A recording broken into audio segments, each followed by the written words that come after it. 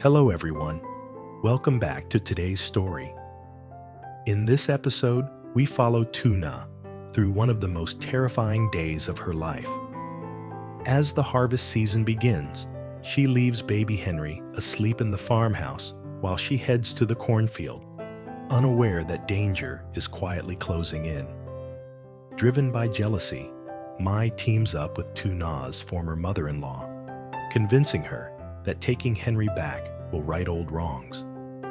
As Tuna and Alex fight to bring Henry home, buried emotions and painful truths resurface, testing love, trust, and forgiveness in ways neither expected. Stay with us until the end to see how this emotional journey unfolds. And don't forget to subscribe to help us reach 10,000 subscribers. Your support truly means the world to us. A thin drizzle falls over the village, soft as mist, yet heavy enough to soak through the earth. The cornfield sways in slow rhythm, whispering secrets in the gray afternoon. Beneath a large tree, Mai stands motionless, her umbrella hanging uselessly at her side. Her eyes lock on the distant figure of Alex, who bends to help Tuna lift a basket full of freshly picked corn. Tuna wipes her brow and smiles, her voice gentle. "Thank you, Alex." Alex's response is warm and easy, the kind of tone that used to belong only to Mai. "You shouldn't carry all that yourself," he says, laughing softly as he takes the basket from her. Little Henry, Tuna's son, giggles from his mother's arms, reaching for Alex's hand. The sound feels like a blade twisting in Mai's chest. She has loved Alex for years, long before Tuna appeared. She stood by him during his lowest days, dreamed of a life beside him. But now, he smiles for someone else, for her. The jealousy burns slow and deep, its edges sharpened by heartbreak. Mai's voice is barely a whisper as she mutters, "Why her?" Tuna is nothing special, just a woman who works the land, living quietly, content with simple things. Yet she has what Mai never could: Alex's affection, his tenderness, his attention. A drop of rain slides down Mai's cheek, but it's not from the sky. Her heart trembles between rage and sorrow.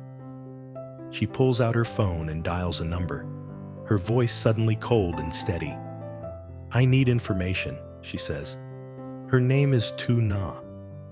Find out everything you can about her. Her past, her family, where she goes. Everything." The person on the other end hesitates, startled by her tone.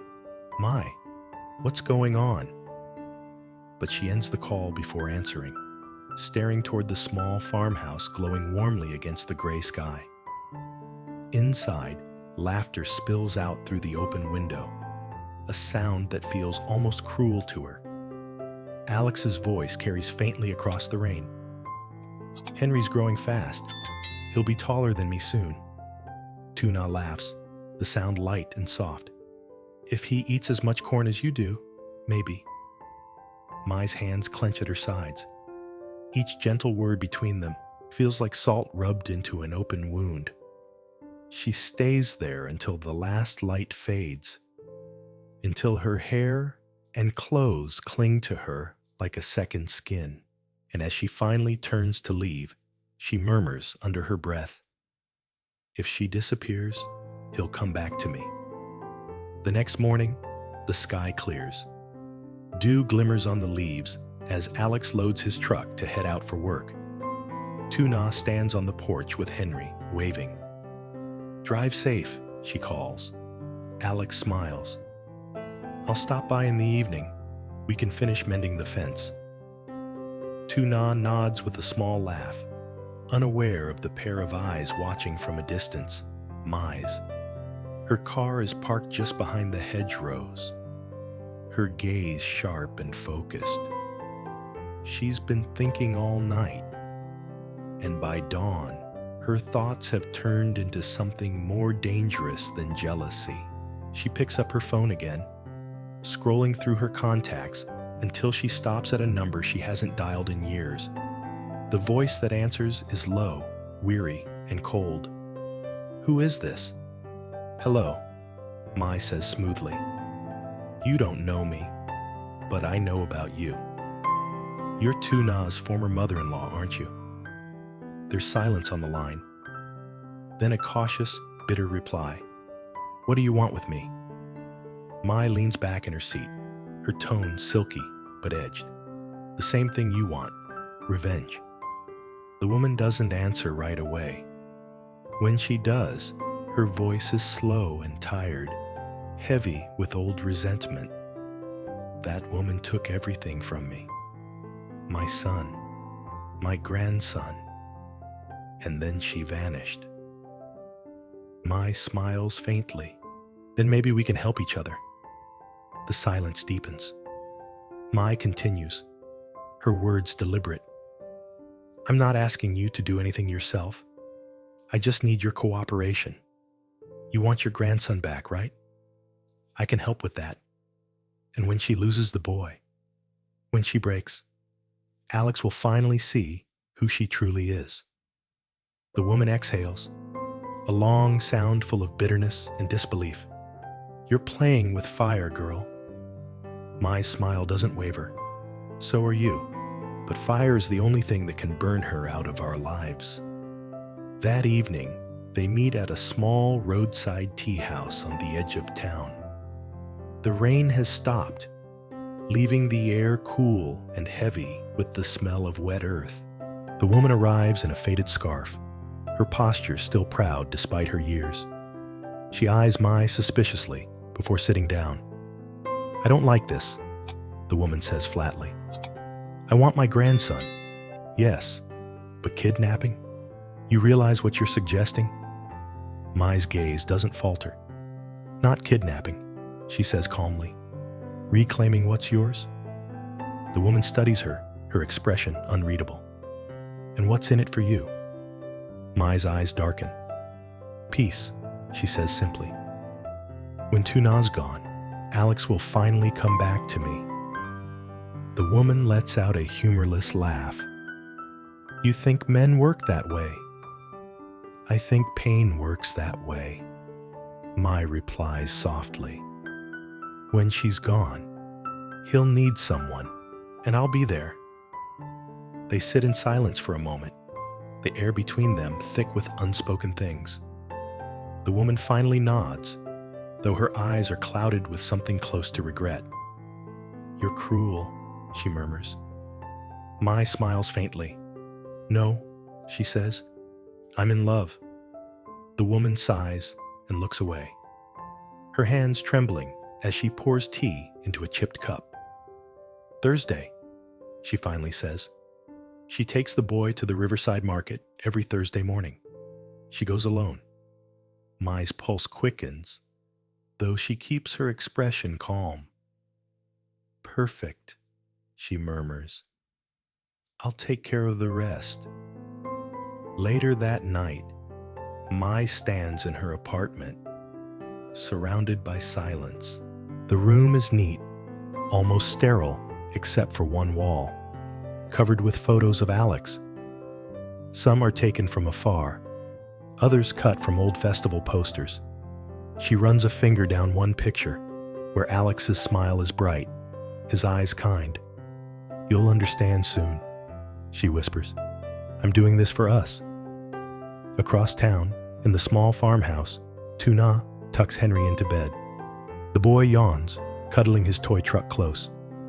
"Mama," he murmurs sleepily, "will Uncle Alex visit again tomorrow?" Tuna smiles, brushing his hair back. "Maybe, sweetheart. We'll see." Outside, the night hums softly with crickets and wind. But beneath the calm lies something else.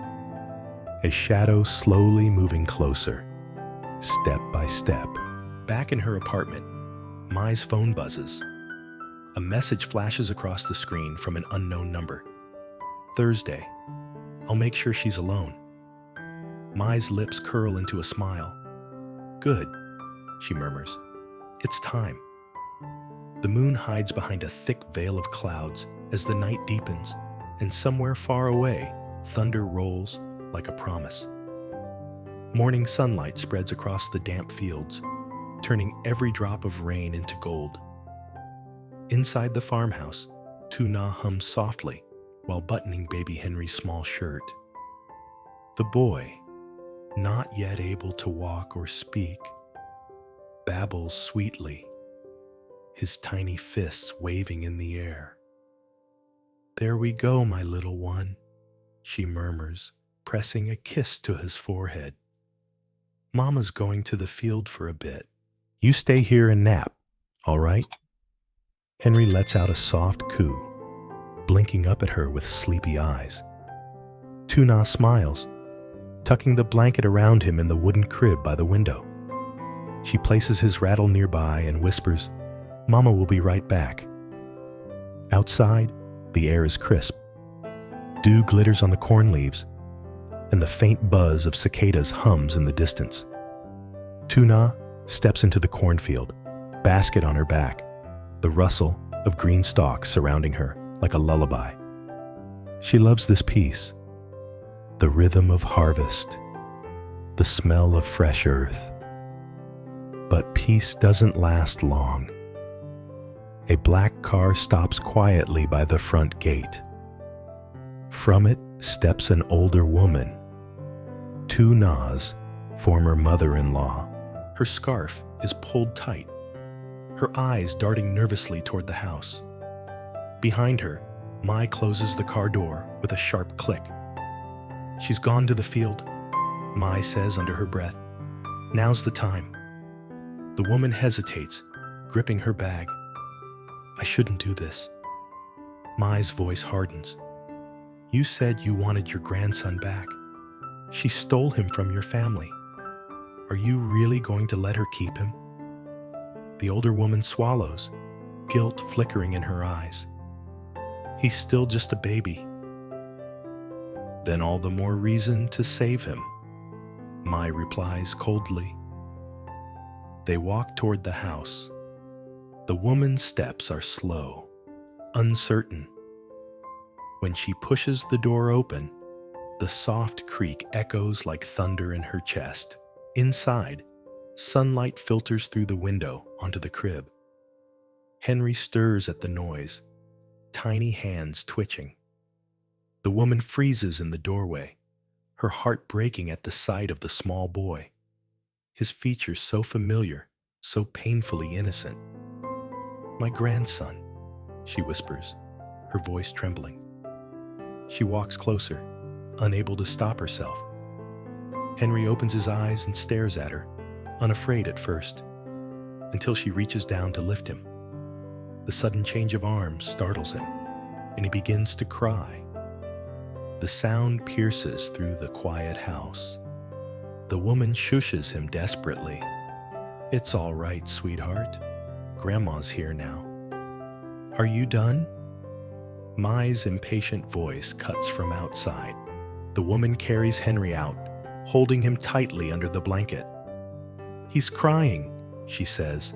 Let's go quickly. Mai throws open the car door. Get in.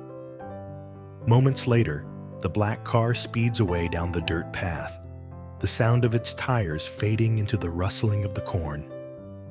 In the field, Tuna straightens her back, wiping sweat from her brow. She glances toward the house, smiling faintly as she pictures Henry asleep in his crib. But something unsettles her. The quiet feels too heavy, too still.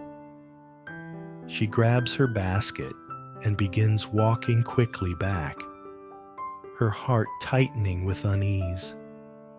As soon as the farmhouse comes into view, her breath catches. The gate is open. She rushes to the door, calling out, Henry, Mama's home. Silence. Her eyes scan the room. The blanket is gone. The crib is empty. The rattle she left beside him lies on the floor. Her knees nearly give out. "No," she whispers, voice trembling. "Henry?" She stumbles outside, her eyes darting in every direction. Then she sees them, the fresh tire tracks cutting through the mud. Tuna's heart stops. She starts running barefoot down the dirt road, her breath ragged. "Henry!" she screams. "Henry!" From the opposite direction, Alex's truck appears, splashing through puddles. He jumps out when he sees her. "Tuna! What's wrong?" "They took him," she cries, collapsing into his arms. "My ex-mother-in-law. She took Henry. There was another woman with her. I didn't see her face." Alex freezes, realization hitting. "My," he mutters. Tuna looks at him, confused and terrified. "My? You mean?" He nods grimly. "She's behind this." He helps her into the truck, starts the engine, and floors the accelerator. Mud sprays behind the wheels as they tear down the road. Meanwhile, in the moving car, Henry's cries fill the tense air. The older woman rocks him helplessly, tears running down her cheeks. "Please don't cry, baby. Grandma's here. Grandma's here." Mai, sitting in the front seat, stares straight ahead. "He'll calm down soon," she says quietly, though her voice shakes faintly. The older woman glares at her. "You told me this would be simple. He's terrified. You're hurting him." Mai turns sharply. "I'm doing this for his future, for our future. Once she's broken, Alex will see what kind of woman she really is." The woman's jaw tightens. "You're out of your mind." They drive in silence until they reach an old shed hidden behind the trees. The woman hesitates as Mai opens the door. "We can't stay here," she says. "He needs milk, care. He's just a baby." Mai's patience snaps. "Then make him stop crying." But before another word can be spoken, headlights flash through the trees. Tires screech outside. The older woman gasps, "Someone's here."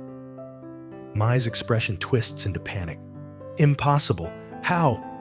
The door bursts open. Alex storms in first, fury written all over his face.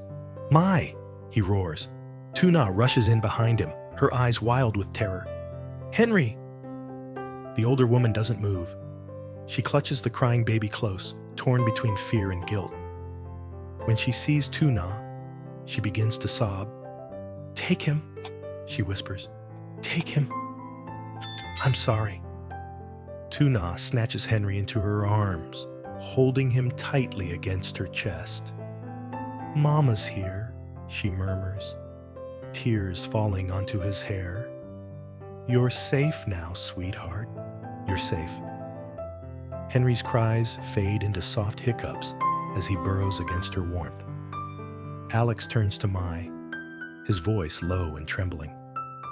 "You kidnapped an innocent baby, Mai. Do you realize what you've done?" Mai's face crumples. "I just wanted you to see me again, to see that she doesn't deserve you." Tuna looks at her, exhausted but steady. Love doesn't come from destroying someone else's peace. Mai's shoulders shake. "I didn't mean to hurt him." The older woman covers her face, sobbing quietly. "I only wanted to see my grandson. I never thought it would come to this." Outside, the rising wail of police sirens grows closer. When officers arrive, neither woman resists. The older one looks at Henry one last time before she's led away, whispering, "I'm sorry, my boy." Mai says nothing. Her gaze stays fixed on the ground, her tears lost in the dust.